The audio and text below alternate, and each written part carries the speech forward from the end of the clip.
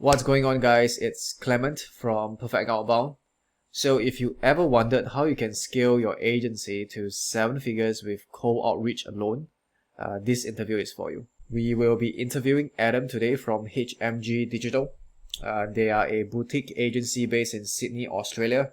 They are doing 7 figures right now. Adam came to work with us about 1 year back, and he was doing about 100K per month. We essentially doubled his business in 11 months. Now he's doing 200K per month, and we did that all with cold outreach alone.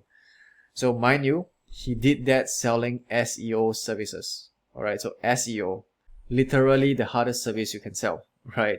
So there were specific things that he implemented that yielded those results, and we'll be breaking down exactly what those things are in this interview.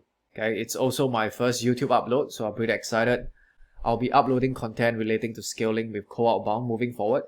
So I hope you like it. And without further ado, let's dive into the interview. Why don't we start by having you tell us about yourself? What made you start your agency and where's the business at right now? Yeah, of course. So I started my agency, HMG Digital. We started operating about 10 years ago, but things really started ramping up in the last 4 years. And we primarily were almost like a full service agency. So we did things like website design, SEO, social media, but we saw growing demand for SEO. And I guess when you think about your own behavior, everybody needs to be at the top of Google. And so we decided to really just focus on doing SEO as our primary service. And that's really the main service that we offer, which is SEO. And so we focus primarily on that. And we've evolved a lot in the last 10 years and changed and grown.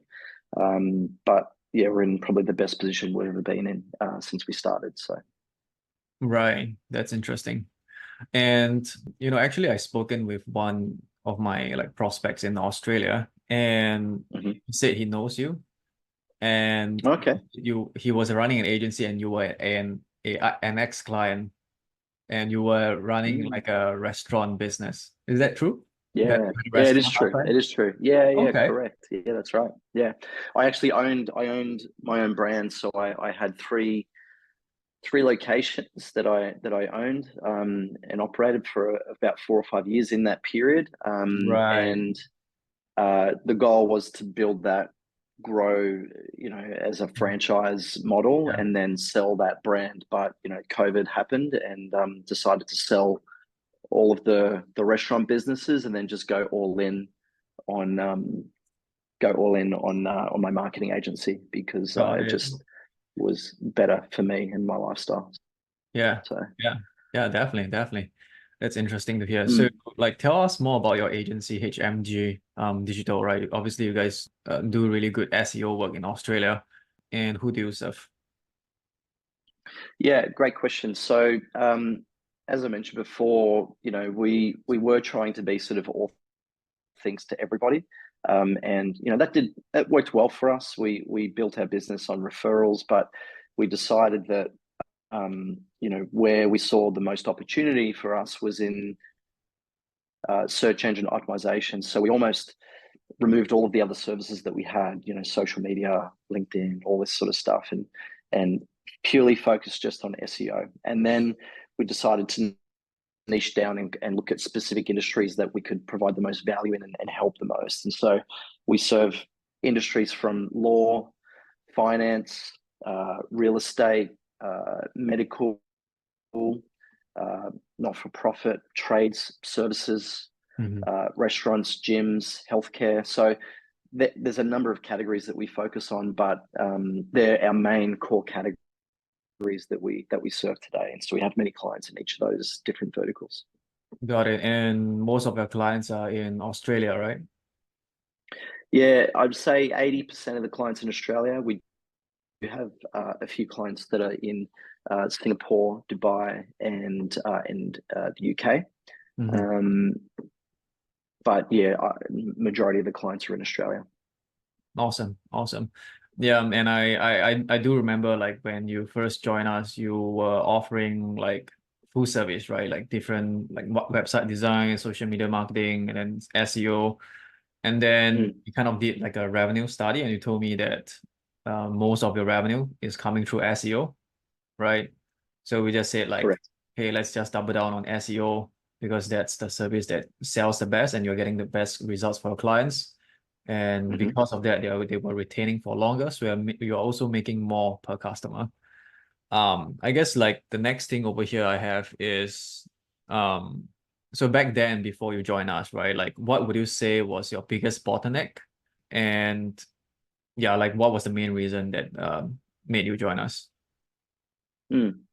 Yeah, it's a good question, and it's something I've thought about. I've been working with you guys for 12 months now, and I think the biggest roadblock for me at that time really was the inconsistency with the number of sales appointments that I was getting. My Hmm. business was relying heavily on referrals or word of mouth, or trying to build a network of people that I know that would then refer business to me. And Yeah. don't get me wrong, we did really well just from those sources, but we would have some months where we would have great months, and we'd have other months where we'd be really slow. But the, Hmm. I guess, unpredictability of where my next client was coming from was probably the biggest issue that I was facing. So, look, we were already what I would call successful at that point, but we were lacking some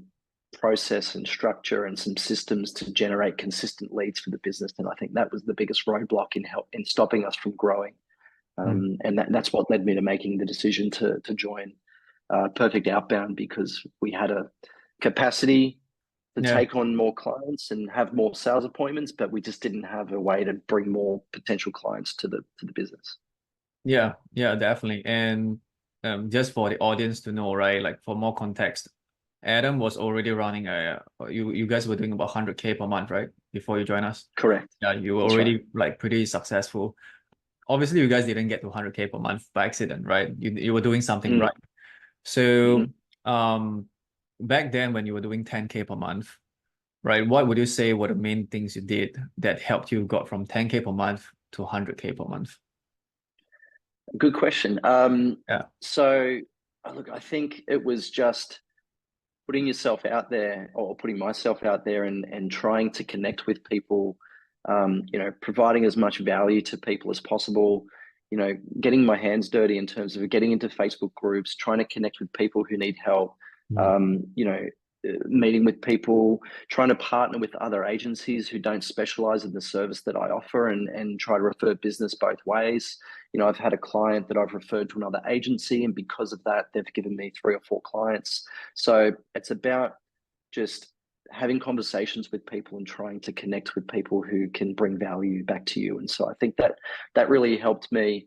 I had a few good people that helped me in the early stages. They had a really good network of business owners, and we were Mhm. able to tap into that network in order to bring a lot of clients on board within a short period of time. Right. So it's just building relationships and networking. I think that was the biggest contributor to our success to get us to that first 100K mark. Right. And so you would say like most of them came through networking? Yeah, I would say so. We did have our own outbound strategy, which um, we probably got to 50K a month based on just referrals and word of mouth, Mm. which is good. But again, we didn't know what the future or the pipeline looked like. And so we started our own sort of outbound method, which was a very basic email outreach, cold email outreach method. And that was still very successful, but it was nothing like what we implemented with Perfect Outbound. So that really allowed us to go from 50 to 100 within about 6 to 12 months. Right. But we were getting to a point where we were starting to see the response of that type of cold email outreach start to decline, Hmm. and it wasn't performing at the same level it was 12 months prior. So our growth had slowed down by the time you and I had met. Got it. Got it. That's interesting. Okay. Mm. Then so networking and some of your own outbound got you from 10K to 50K to 100K per month. So right now, where Mm. are you guys at the moment? We're at 200K per month Wow, incredible. Okay. So and gr- and and, gro- and double growing already. each month. So Yeah. yeah. So how long did it take you guys to get from 100 to 200K per month? Realistically, once we started implementing Perfect Outbound, it took us a few months to actually kick it off. So we're here 12 months later with that result. However, we probably took 3 months to start. So it's within 9 to 12 months that it took us to achieve that result. And we're still growing every month at a Yeah. a rapid rate. So Yeah, I would still say that like, that's really impressive. Like from 100K, I mean additional 100K run rate, right? In 11 months. mm, What do you mhm. think were the three main things you guys implemented that created those results? Yeah. So I mean, by far number one, the most valuable contribution to that growth and that success in the last 12 months has been the perfect outbound outreach system. That without that, there is no way we would have achieved the level that we're at. So that has been the biggest contributor. We already had a good sales process because Mm, we're already converting. We're already at a decent level of volume and we're converting clients on a monthly basis.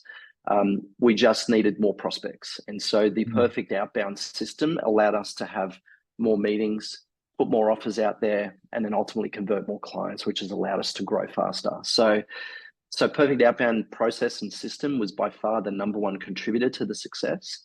Second would be refining our sales process. And there's some tactics that I learned from yourself, Clement, that allowed us to um, improve the way that we present, the way that we structure our sales processes, um, the way that we close clients as well, so that we were able to increase our conversions. And that allowed us to then also grow faster because not only did we have more prospects coming through the pipeline, but we also had an increased conversion rate, which is then giving us more sales overall. And right. so that was the second thing. The third thing, hard to really pinpoint, but I think if I was to really drill down into why the perfect outbound process is so successful for us, is that um, not only is it a great approach and an innovative way of reaching out to prospects through the style and the method that we're using and the content through the video outreach, but um, choosing the right industry to target and Mm, having case studies that can back up that you're able to achieve success for your prospects in that industry. And I'd never, as I said to you before, was very broad in who we target and the services we offer, and then just getting really clear on who we are, what we offer, who we offer it to, and what success for our clients looks like, and being able to guarantee that result for our prospect is enabling us to mm, convert a lot more clients and achieve a lot more success. So they're the three things. It's the overall perfect outbound system, refining our sales process, and then just getting really clear on what our offering is and being able to articulate that to our clients so we can convert them. They're the three things that I think have made the most impact on the business. got it. Yeah, I think that's a great summary. So, um, I want to learn more about your outreach and sales process, right? Because you guys are crushing it. I think you told me you were onboarding about 5 to 10 clients every month from cold outreach, with your best month with 13 clients. Is that correct? That's right. Correct. Yeah. Right. So, I mean, you can share however much you want over here. I want to learn more about like what you're doing in your outreach process. And then, after that, like let's talk about your sales process. Mm. Yeah. Okay, so the outreach process, and look, we're not booking as many appointments as we could because at the moment there's only one salesperson, and that's myself. That's my skill set, and that's what I'm focusing on. But I'm at a point now where I'm very busy, and I want to book more appointments, and so I need more resource. So, the outreach process, we could definitely do a lot more appointment booking, but we're kind of capped because it's restricted by myself. But the process is for us is that we identify an industry that we want to target, and in one case could be say financial services, and we want to target that industry. We build a lead list, which has the decision makers on who we want to target within that industry. And then that's an ongoing process that we're doing on a weekly basis, continually building that prospect list. Then once that's done, we create a 1 to 2 minute video that that I record, which deals with, I guess some of the concerns or pain points that the business owners in that industry are facing when they're looking at, generating leads for their business. And then we use AI to obviously personalize that video so that it looks like it's personalized to every single prospect. And it's a really unique approach that allows us to scale our personalization and emails without having to invest more time to do that. I don't have to personalize every single email to thousands of prospects. I can send thousands of personalized emails on a monthly basis for a minute or 2 minutes of my time to record one video. And so that's really powerful. Then we obviously create the framework, the messaging framework in terms of the messages that we're sending to each of those prospects, and the follow-up sequences of emails that we're sending to them. And then I have a VA who will manage that entire process. And so they'll launch the campaign and they'll manage the responses from those prospects until they book them into my calendar. So my role is really just to identify the target prospect industry, create the video, and then show up to the appointments and close deals. That's really all I have to do. So it's really efficient in my schedule. Yeah, got it. So basically, I was writing down some notes as you were sharing your process, right? Basically, I think it's 4 things. Correct me if I'm wrong. The first one would be having your ICP and offer dialed in, right? Targeting the right people. Yes. And then secondly, it's going to be building the lead list of people continuously. And then once you have that lead list, you create a 1 to 2 minute personalized video. And with the help of AI, you personalize those videos at scale.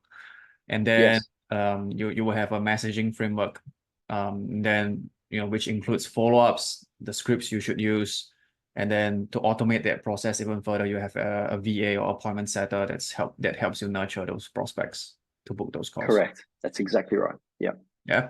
Awesome.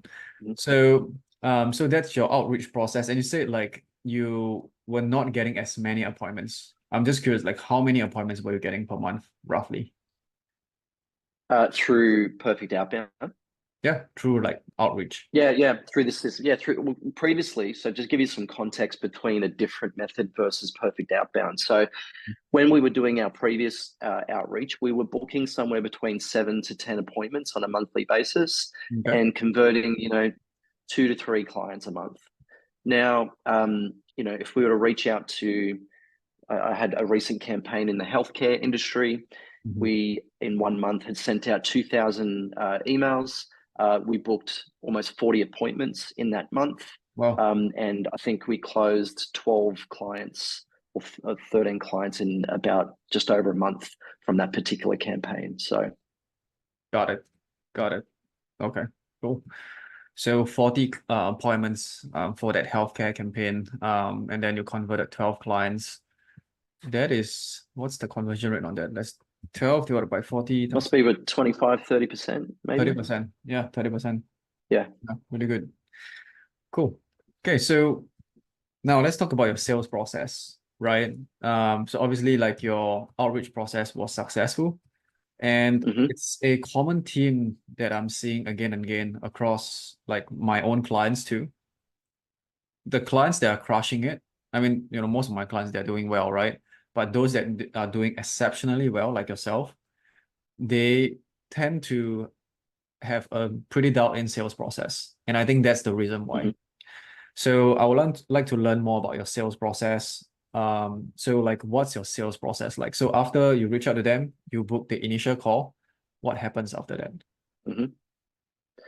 Yeah. So look, and I'm not a master at this. I could probably be doing things a lot better. But the way my process looks like is once the appointment's booked, we send an automated follow-up email directly to the prospect with a bit of an intro. There's some, things that they need to be aware of prior to the call that they can learn about. There'll be some case studies just to set the tone, the agenda for the topic, so they come to the meeting prepared, wanting to listen and wanting to share information that can, help us to be able to help them.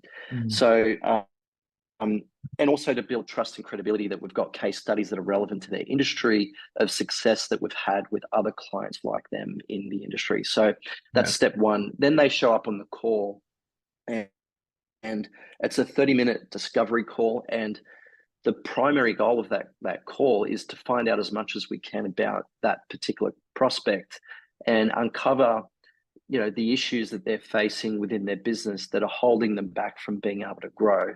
And the way that we, are able to extract that information is by asking the right questions, and so rather than me going into solutions mode and starting to sell everything that we offer, we don't actually talk much on that first introductory phone call.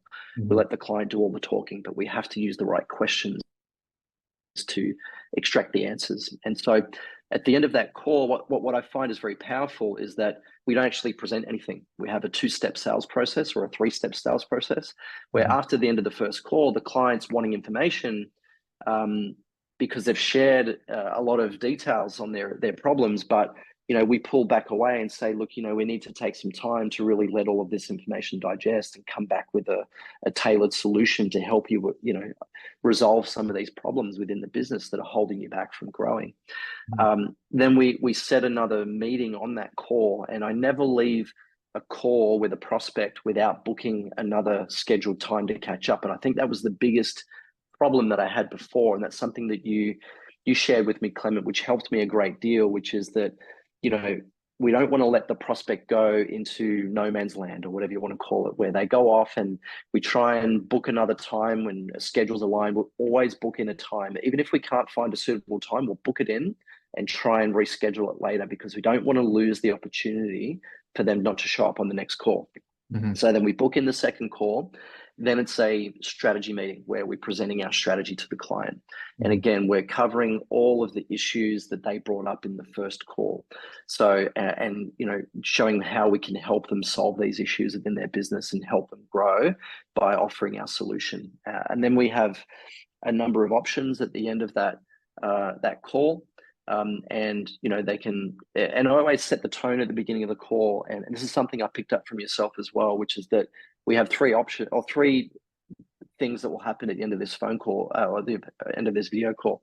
Either 1, you like what we're doing and we'll proceed, and that's great. Either 2, you're not interested and we part ways, and that's okay. Or number 3 is you want to take some time to think about it, and then we can book another time and then talk about the possible next steps. And the reason why we do that is to disarm them. They don't think they're under pressure to make a decision on that call, and they're ready to listen, and they're not stressed thinking that they've got to find a way out of making a decision, say, on that call. So they listen to the presentation, we get to the end of the call, then it's up to them. They do all the talking and we listen. And 80% of the time, the clients will say, yes, we want to go ahead. Or I need some time to think about it. Great. Okay, let's book a time for next week, same day, same time. And then the call's booked in. And if they show up to that third meeting, almost 99% of the time when they show up to that third meeting, I've got the agreement ready for them to sign and pay on that call, because I know they're going ahead. So that structure in that process has allowed us to be more successful. And I think clients like that structure as well, because we come across as more professional, like we know what we're doing, because they probably don't have structure in their business, and they aspire to have the same structure. So they want to work with people that they aspire to be like. And I think that helps create that environment. Yeah. And you mentioned that to me before, like back then after the call, you would send a proposal to a prospect, and then it's up to them if they'll pay or not, right? And correct, we work together to kind of transition that into having the clients pay on the call, right? Yes. And I think it's including myself back then, I have the limiting belief that, like, I would think clients would not do that, because why was going to do that? Like, why would they pay on the call?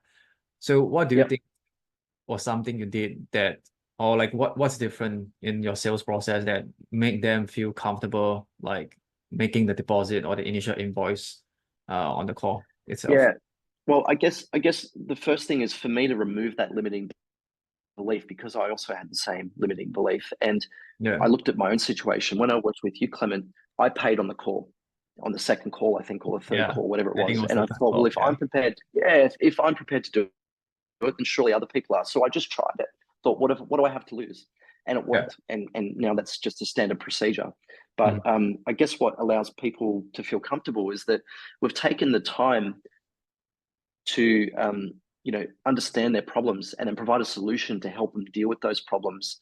And I guess we've given the prospect enough reason to believe that we're the best opportunity to get them success in dealing Mhm. with this problem that they're facing. And you can only do that if you understand their problem in the first place, so you can provide that solution Yeah.